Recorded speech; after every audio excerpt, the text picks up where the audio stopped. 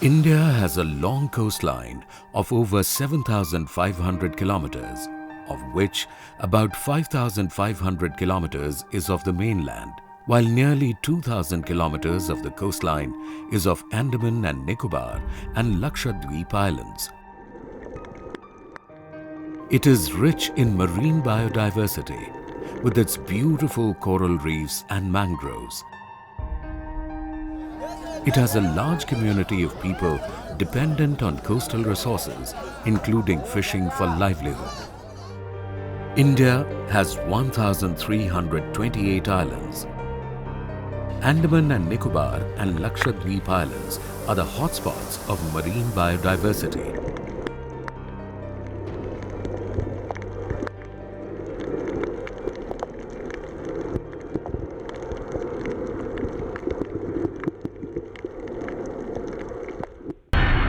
The projected sea level rise will have an adverse impact on these islands. The coral reefs, which safeguard the islands, are under severe anthropogenic and natural stresses, including bleaching due to El Nino events. Gradual soil erosion is being observed on many of the islands. Saltwater ingression is creating scarcity of fresh water. The fishing communities are facing a reduction in fish catch and suffer severe economic hardships.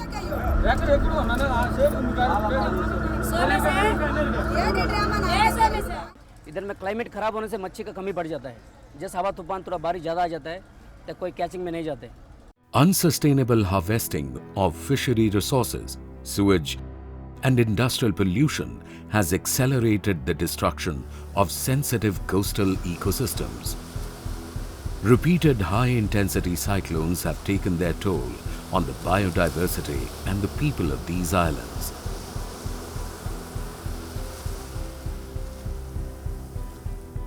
Similar changes can be seen in the ecologically sensitive areas of the Gulf of Kutch, Gulf of Mannar, and Sundarbans.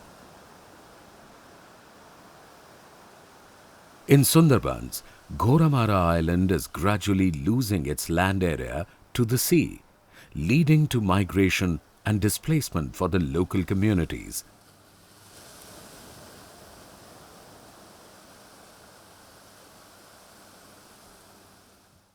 এখন নদীতে মাছ নদীতে কেন আমাদের আবাদে যেটুকু থাকে সেই মাছ আগেকার তুলনায় মাছ অনেক কম। আমার বাড়ি 2-3 বার ভেঙেছে, সরে সরে ভিতরে জায়গা একটু কিনে নিয়ে আবার ভিতরে সরে গেছি। কি করব, অনেকই মানুষ চলে গেছে, স্থান পায় না, চলে গেছে, যে যেমন পেরেছে সে তেমন চলে গেছে। Mangrove depletion has also accelerated the soil erosion of the land area in these regions. Coastal cities in India are being affected by cyclones and floods. Congested due to lack of land and space, these overpopulated cities with habitations near the coastline are vulnerable to climatic changes.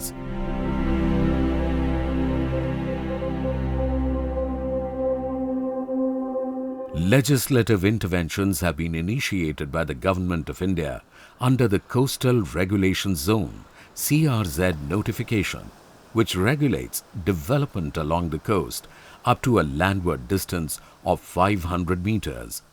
Our ministry wants to regulate, to develop,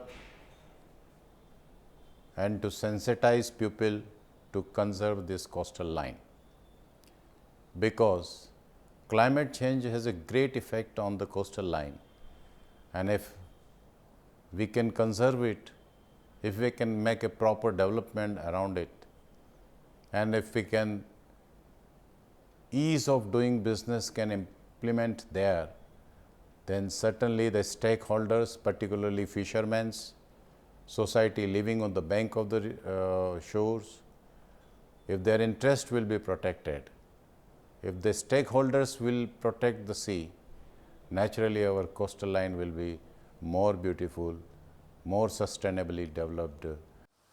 The Integrated Coastal Zone Management Project through the Society of Integrated Coastal Management, SICOM, is developing an integrated plan to deal with the growing vulnerability of the islands and the ecologically sensitive areas. In Jamnagar and Bhuj region in Gujarat, the project is working towards preventing soil erosion by regular plantations of mangroves, increasing the potential of greater carbon sequestration.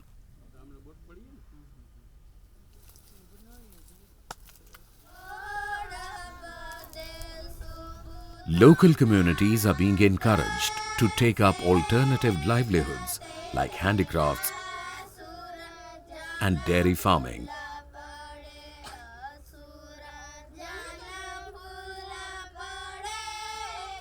મેં આ વસ્તુ બધી બનાવતી હોય, સાંજે time હોય ત્યારે બનાવું, કોઈ સવારે બનાવું, પછી જ્યારે મેળા હોય ત્યારે આ વસ્તુ બધી વેચાણમાં મૂકું છું, તો મને એનાથી ઘણો ફાયદો થાય છે ને મારે 2, 5, 10 છોકરીઓ હોય એને મારી પાસે રાખીને અમે બધી સાથે મળીને કામ કરી છીએ. A well-functioning sewage treatment plant is being established in Jamnagar, and it is proposed that the cleaned water is to be used for industrial purposes to generate revenue.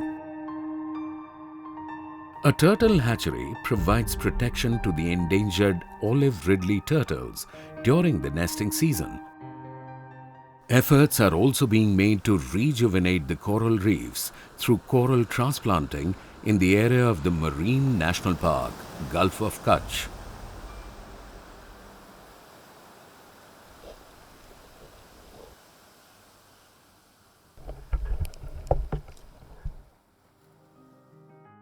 The ICZM project in Digha, West Bengal, is working towards providing local communities, especially women, alternative livelihood like tailoring, farm forestry,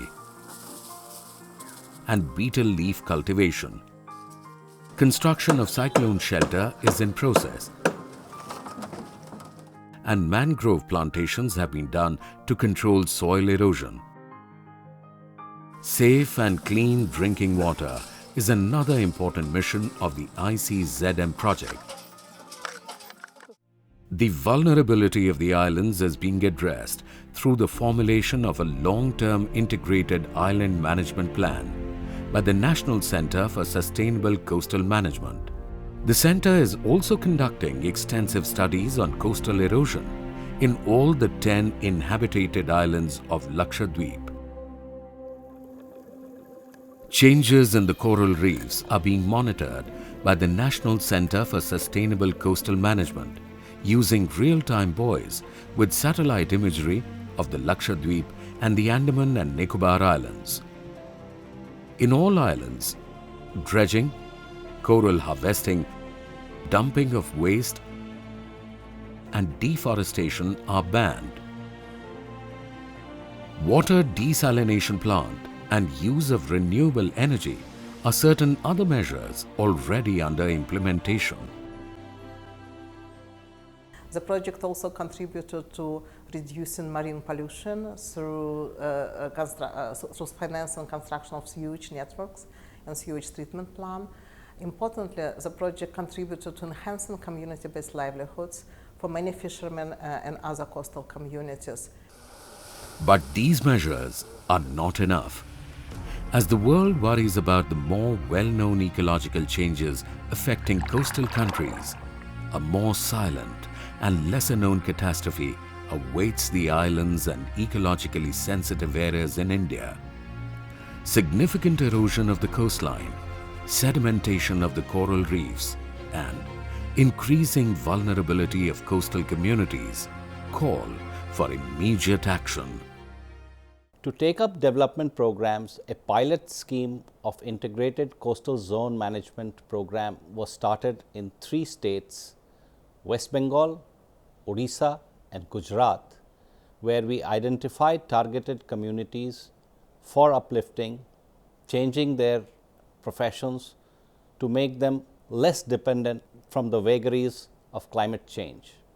In COP22, we look forward to technology support as well as financial support through the mechanism of UNFCCC. The world community needs to understand India's vulnerability to sea rise. It must support India in its fight to preserve its unique marine biodiversity.